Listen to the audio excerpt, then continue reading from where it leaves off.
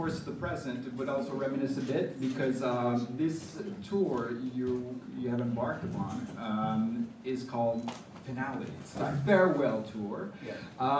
But every time you've talked about this, there are some caveats. You say this is kind of a farewell tour, but that doesn't mean that you're going to stop playing altogether. No, I mean, first of all, it's not up to me, unfortunately, about when I stop playing, because what I have, which you can look up, I recommend the Anthony Mason piece on CBS Saturday morning, which is online, where I go through the whole description of what it is and when and all that stuff. But it's IBM, inclusion body myositis. And so it's a slow-moving muscle degenerative disease, but it changes speed sometimes, and it accelerates, then it plateaus. And I'm sort of in between the two right now. So the thing is that I would never ever want to stop playing live.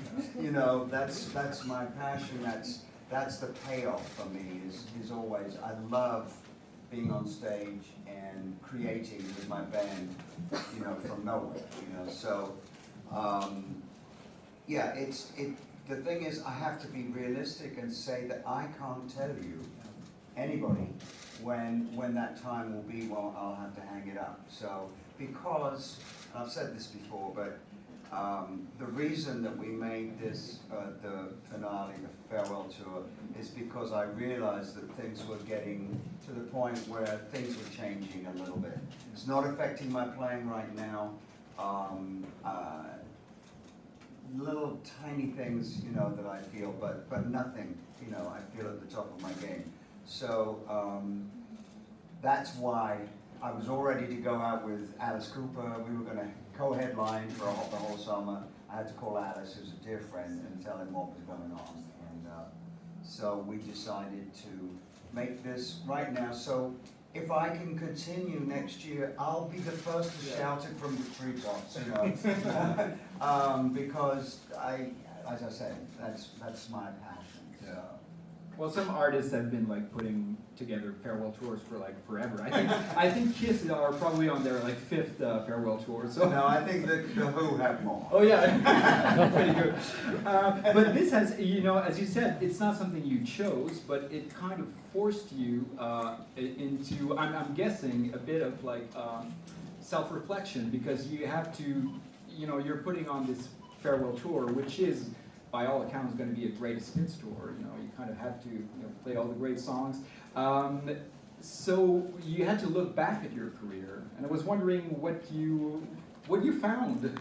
Well, as far as the material, we're mixing it up every night, because when the tour first got announced, I saw that people were saying, "Oh, I'm coming to Boston, Toronto, whatever," you know, all these like 6 places. And I thought, "Oh my goodness, well, we've got to mix it up song-wise." So I went back and listened to, you know, all my early solo records, everything I played on, and just came up with some numbers that I know not only we love to do, but sound great on stage. So yeah, we went back to even Wind of Change. We do the Lodger occasionally, Fig Tree Bay, things I've never done, you know, well, for, you know, 10, 15 years.